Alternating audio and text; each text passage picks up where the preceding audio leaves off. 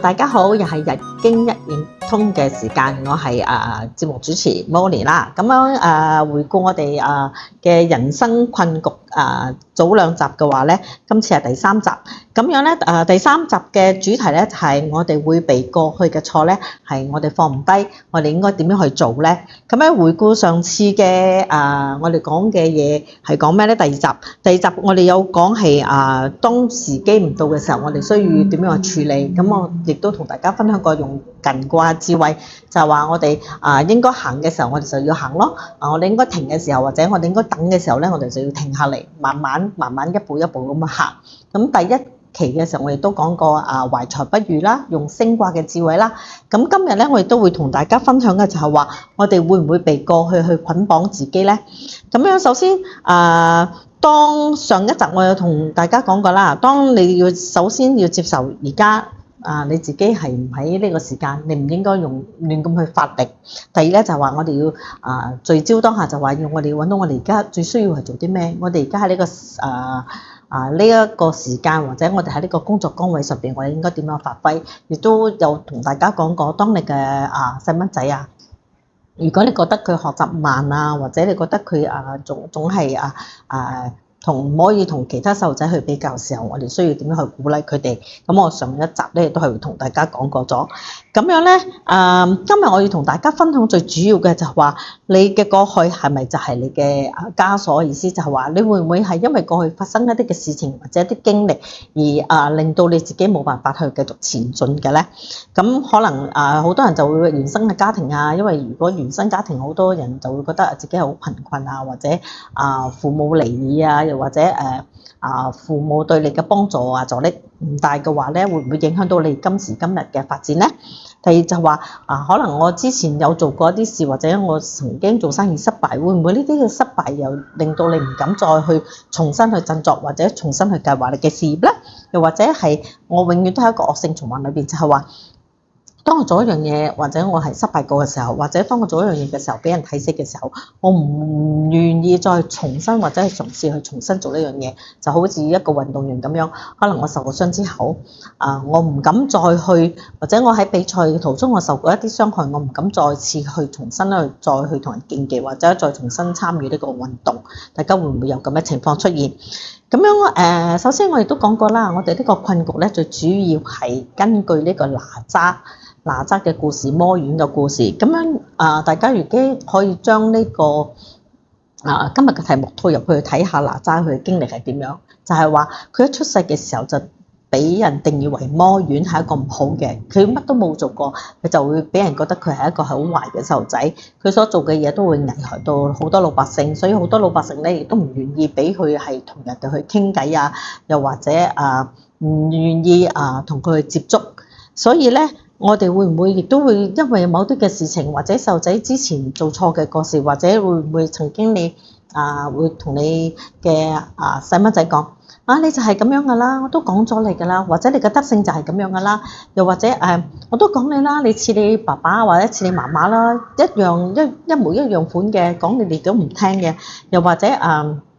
你有冇試過你做事就係咁粗心大意㗎啦？講極你都唔會去改嘅。你會唔會曾經去同你細路仔講過啲嘢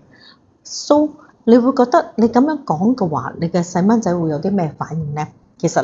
你呢啲好似當你唔滿意佢哋嘅時候，你宣泄你嘅發泄出嚟嘅時候，你有冇諗過你所每講一句説話，都可能會喺你嘅細蚊仔或者你嘅心裏邊紮根咗？以至呢個係你雖然係你一啲係泄憤嘅説話，但可能對於一個細路仔嚟就等於係一個判刑，你已經判咗佢死罪咁嘅意思。我相信大家都會有經歷過呢啲咁嘅情況，就係話當你2歲嘅細蚊仔可能跌爛咗個碗嘅時候咧，你就會講都講你㗎啦，你係一個粗心大意㗎。咁每當佢大個咗做少少嘅時候，你都講由細到大你都係咁粗心㗎啦。你有冇咁樣去批判過你嘅細路仔咧？又或者細蚊仔嘅時候大家玩一個玩具嘅時候，可能一班人玩嘅時候，有人喊就講你嘅細蚊仔啊，或者你嘅仔女啊，唔愛同人哋分享。但係呢個可能係錯誤，可能人哋霸住個玩具俾佢玩，咁細路仔就會搶。咁當你嘅細蚊仔搶過嚟嘅時候，你會唔會誤會到佢就係佢一個好霸道嘅人？咁當你嘅心裏邊埋下呢個種子，我嘅細蚊仔係一個霸道嘅人嘅時候，無論佢點樣去改變嘅時候，你大嘅時候你都會下意識覺得你係一個霸道嘅人咧。你俾要批判，你已經判咗佢呢一個罪咧。我相信大家朋友都會好都有呢啲咁嘅經歷。咁所以哪吒亦都係，可能佢就係會俾人感覺佢係一個魔丸，佢對呢個陳塘關嘅百姓係唔好嘅話，咁所以雖然佢係好想去努力去同其他人玩，好似佢好似好想即係喺套戲裏邊，佢曾經想救一個細路仔，但俾人誤會佢係去擄走呢個細路仔。佢希望去幫啲老百姓去做嘢嘅時候，可能佢就係因為天生神力，好多時就會搞到個場面形成咗一啲破壞嘅場面。其實呢個唔係佢自己想，可能佢就係唔識把握嗰個分寸或者嗰個力度，以致令到人哋去誤會佢。所以咧，你亦都唔會有咁嘅情景，你去誤會咗你嘅細路仔咧。可能你會覺得呢啲係冇乜所謂嘅，但係可能喺佢心裏邊咧已經係埋一個被判刑嘅感覺。所以有好多時係都會有啲情況，就係話最常見就係話，當你嘅細路仔考試失敗嘅時候，你就會講都講咗你啦，你係咁蠢㗎啦，點樣努力都係咁樣嘅，但考來考去都係咁樣。可能你每一次咁樣去批判佢嘅時候，喺佢心裏埋下咗呢個種子之後，佢就會諗到我無論點樣努力，你都會係咁樣睇我嘅，我不如就係放棄啦。咁所以好多時候咧。我哋去宣泄一啲情感上面嘅信息，或者我哋去批判一個細路仔嘅時候咧，你會唔會自我去反省？我一句説話，可能我當下我贏咗，因為佢唔去辯駁啊嘛，但係可能就已經輸咗呢個細路仔，即係話你嘅細蚊仔對你已經係冇咗一個信任喺呢度咧。咁通常我哋做事亦都係會一樣咯。當如果我哋覺得人哋睇死我都冇去改變，或者如果喺一間公司裏邊我做錯一次兩次我就開始放棄，或者我唔知點樣去應該去迎合大家去做呢樣嘅時候你嘅老闆又睇你唔到嘅時候咧，你就放棄你自己。咁所以咧，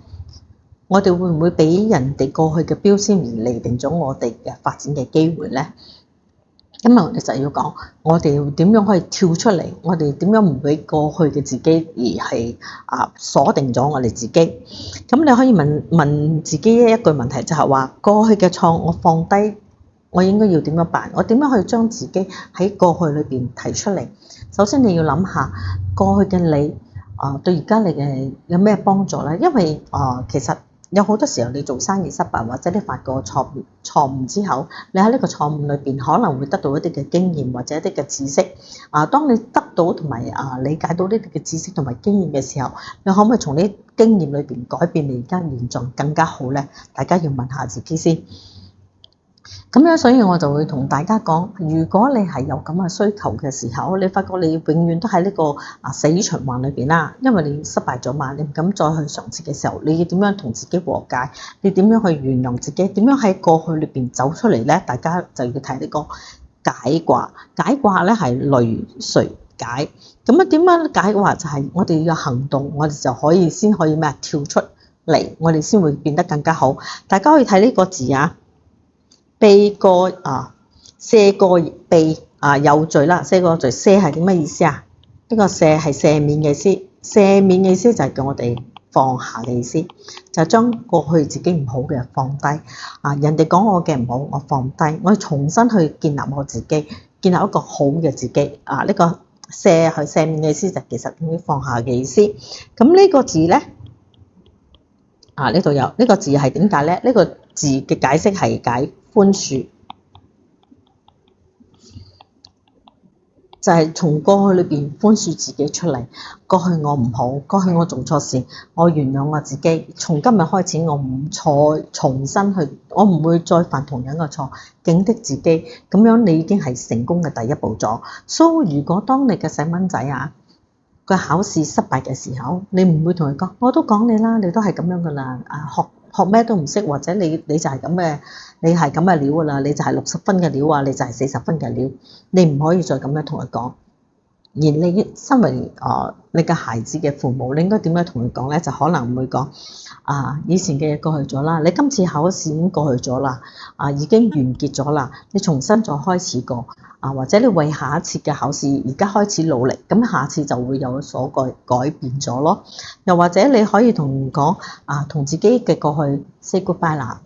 我已經唔係琴日嘅你。我而家要面對嘅係將來嘅事，所以將來嘅考試我要做好佢。我而家開始，我開始去學習，好似星哥話齋第一集講嘅，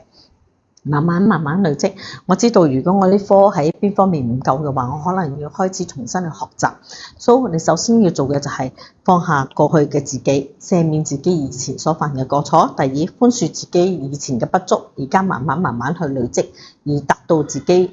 有呢個能力去接受任何嘅挑戰。咁如果當我哋係父母嘅話咧，我哋亦都可以同細蚊仔講因為好多時候當細蚊仔做錯嘅時候，你哋就話我都講你啦，3歲定80，你係咁噶啦。今日如果你想同你嘅細蚊仔有一個更加良好嘅關係，或者希望慢慢將唔好嘅佢慢慢變成好嘅話，你應該點樣同佢講咧？你可以講唔緊要，我相信你而家開始想改過，所以我會等你慢慢去改。或者我相信你已經喺度改緊，我已經睇到你嘅改變，所以你可以慢慢去將你自己變得更加好。呢啲就係大家互動嘅關係，唔好講你係咁樣噶啦。除咗識玩手機你乜都唔識做噶啦，好食懶飛諸如此類嘅嘢。可能細蚊仔其實佢本原意係好想去改變嘅。既然你都提醒我咯，我做咩你都係會咁樣批判我嘅時候，做咩我要去改變咧？咁就係令到細路仔會有放棄嘅念頭。所以如果我哋做父母要去鼓勵一個細蚊仔或者鼓勵你嘅下屬嘅時候咧，你可以同佢講：我睇到你開始改變，我睇到你想有改變嘅心，所以我會陪你去慢慢去改變，我等你去改變唔需要急跟住你自己嘅節奏去慢慢去做，你終會有成功嘅一日。咁呢個係我希望大家可以做到而且你可以同佢講無論你係慢慢點樣去改變，或者當你要改變嘅時候，你遇到啲咩困難嘅時候，我會陪住你去解決所有問題。呢個亦都係解卦最重點嘅一個知識嘅部分。所以當你要同你嘅細蚊仔或者你嘅下屬或者其他人去溝通嘅時候，第一，我哋首先要放下我哋對佢嘅成見，放下以前對佢嘅標籤。呢個細蚊仔係咩唔得，我哋要放低呢啲嘢。其實佢可以嘅，但可能佢需要嘅時間比人哋更加長。所以我哋要有寬恕嘅心。當佢第一次做唔成功嘅時候，我哋點樣去鼓勵佢做第二次，以至等到佢自己有信心，我可以做到咁樣你慢慢去接受同埋去改變，就等於哪吒一樣咯。如果個個都覺得佢係魔丸嘅話，佢點樣可以最深去拯救呢個陳塘關咧？就係佢講佢自己一句説話，就係我命由我不由天。可能上天已經俾你一個限制嘅開始，但係佢唔可以，我哋可以憑我哋自己嘅力量去改寫我哋自己嘅結局。咁呢個就係我哋嚟呢個人生裏邊，我哋可以去歷練啦，去改變同埋讓自己更好嘅一個選擇。咁樣咧哲理就係今日我講呢個解卦嘅重點嘅核心理論咧，就係首先我哋要原諒間時唔好嘅自己，原諒咗自己，接納自己。如果我哋出身唔好，唔緊要咯。我父母唔係億萬富翁、百萬富翁，唔緊要咯。係一個中等階層，唔緊要咯。只要我努力，我亦都可以成為百萬富翁，我可以成為高層一樣。所以你要重新自己為自己嘅未來重新去再寫過一個劇本。所以當我哋跌倒嘅時候，我哋要知道點解我哋會跌倒。可能我哋跑得太快嘅時候，我哋可能用更加之為我哋停下嚟休息下，我哋儲夠精力，我哋腳有力嘅時候，我哋先去再跑過。所以首先要原諒自己嘅不足，接納自己本身而家有啲咩嘅唔好處，去揾方法去彌補我哋自己嘅缺點嘅時候，我哋先會有成功嘅一步。咁呢個咧係我今日要分享嘅重點之一。咁樣我哋就最重點咧就係正視過去，接納自我，就等於哪吒一樣，佢接納佢自己係魔院出身，佢接納佢自己有3年嘅天劫咒，但係佢冇被呢個天劫咒所規範，佢要活出佢自己嘅人生。於是佢講：我命由我不由天，就等於大家唔好去逃避去經歷一啲嘢。佢亦都曾經經歷過陳塘關嘅老百姓對佢嘅鄙視啊，或者去隔閡佢啊，唔愛同佢一齊玩啊，杯葛佢一樣唔好否定自己，因為佢從來都冇否定佢自己。佢雖然喺3年裏邊，佢有2年咧都冇同陳塘關嘅百姓打成一片，但係佢嘅師傅太乙真人所教佢嘅每一樣嘢佢都有去認真去學。佢嘅本事都喺呢2年裏邊咧，係慢慢累積出嚟，最後佢先可以救到陳塘關嘅百姓。所以唔好反覆去攻擊自己，我就係魔丸啦，我就係冇得救啦。佢喺呢2年裏邊，佢喺個太乙真人設嘅嗰個規範裏邊啦，佢唔可以走出嚟同其他百姓一齊，但佢喺2年裏邊學晒呢個太乙真人好多嘅秘術啊，或者好多嘅法術啊，所以佢最深尾先可以去打敗呢個壞人，去拯救呢個陳塘關嘅水災。所以大家亦都要做到呢點，就係話，首先要原諒咗以前嘅不足，接納自己以前嘅不足，而去計劃將來更好嘅自己，去為自己將來更好去慢慢去鋪路。咁樣就等於好多家長嘅時候，你首先要接納你而家你嘅細蚊仔或者你嘅孩子有啲咩嘅不足，你點樣可以幫助佢，或者你點樣可以建立佢對佢自己嘅自信心。今日我係想同大家講呢個嘅重點。咁所以破局嘅話咧，就首先我哋要用新嘅行為去代替舊嘅咯，就好似等於我同大家講。當你嘅細路仔再重複去犯一樣嘅錯嘅時候，首先你要明白點解佢會做來做去都會做唔成功咧？你要俾一段時間或者去理解佢點解會有放棄嘅念頭咧？係咪因為我哋已經放棄咗佢，或者我哋已經俾佢一個標籤，或者已經判咗佢一個罪令佢無法能夠將佢自己抽離呢個原形裏邊咧？所以我哋應該點去幫佢咧？我哋點樣去鼓勵佢咧？或者點樣可以去幫佢擺脫過去嘅不足咧？大家要用心去重新去建立呢個信心，又或者父母同你之間嘅橋樑點解會斷咗可能就係因為你對你自己嘅孩子唔夠信任又或者你冇辦法令到孩子可以平心靜氣同你喺度互相分享溝通以致導致今日好多大家講父子不和嘅情況出現。所以你點樣去建立呢個問題？你首先要諗到自己可以將以前對呢個孩子唔好嘅印象放低先，你原諒佢所犯過嘅錯誤，然後再重新慢慢去矯正佢。你應該點樣行，或者你想點樣行？你嘅節奏係想點樣？你可以俾我知道去理解嘛？我可以配合到嗎？我會陪住你點樣去慢慢成長。跟住你嘅細蚊仔有自信嘅時候，佢先會慢慢一步可以證明自己，其實我係得嘅。我唔會被過去所嘅失敗或者所有嘅嘢去標籤自己。今日就係我最主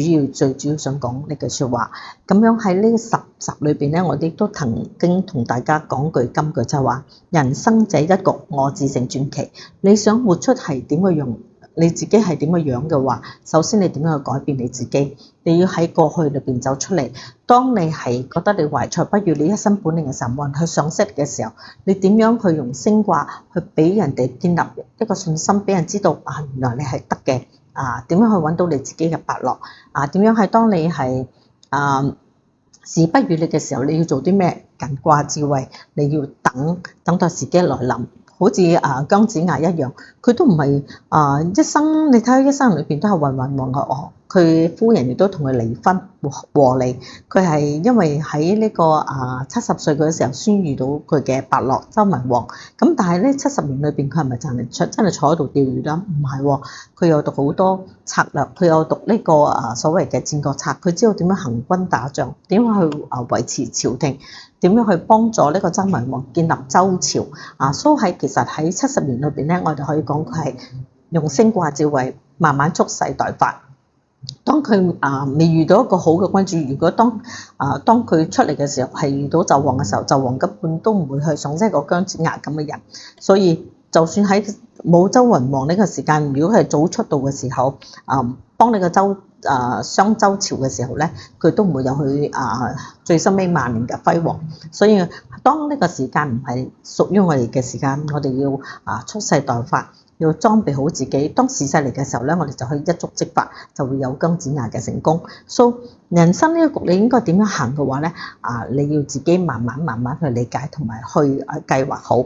咁今日咧我講嘅説話就到呢度。如果大家對我哋嘅平台嘅資訊分享係有興趣嘅話咧，可以 scan 呢個 QR code， 咁以後咧我哋可以喺呢個平台裏邊互相去交流同埋互相去學習嘅。咁樣我今日同大家分享嘅智慧咧，呢個易經嘅智慧咧，都係來自我嘅師傅南風老師。咁南風老師對呢個梅花易數周易奇門遁甲同埋玄空風水咧，都已經有好深嘅造詣嘅。所以如果大家有興趣嘅話咧，可以留意下我哋嘅平台嘅資訊，亦都可以留意我老師幾時嚟馬來西亞開課參加佢嘅課程。咁樣咧，我哋呢個平台裏邊有幾位講師，第一個咧就係黃慶祥老師講師，就係南方老師嘅弟子，佢係專講呢個奇門遁甲嘅。每逢星期三，大家亦都可以留意佢嘅錄播。第二個咧就係陳耀希老師，亦都係講解呢個奇門遁甲嘅課程。咁佢每逢星期一嘅。咁另外一位廖建維師兄咧，就係每隔一個星期同我係大家輪流咁樣講解一啲嘅風水知識啦。咁我哋如果大家有嚟參加我哋嘅線下課咧，我有呢個精英助教團係幫助大家一齊去學習同埋去理解嘅。咁樣正話我講嘅易經資訊，好似解卦、艮卦呢啲咧嘅智慧咧，大家亦都可以買我老師嘅一個梅花易數嘅一個錄製嘅視頻課。咁呢個視頻咧就5分鐘，5段視頻應該係講有235分鐘，咁佢嘅價錢咧只需要88蚊啫。咁裏邊有9大嘅核心內容，大家會學識點樣起卦啦，知道咩叫係八卦同埋人事啦，咩叫辭卦啦，同埋月令知道每一件事我呢個時間做係好定唔好啦，要根據個月令佢點樣判決。咁如果大家有興趣嘅話咧，你都可以聯絡我哋平台嘅小助理去購買嘅。咁今日分享到呢度多謝大家。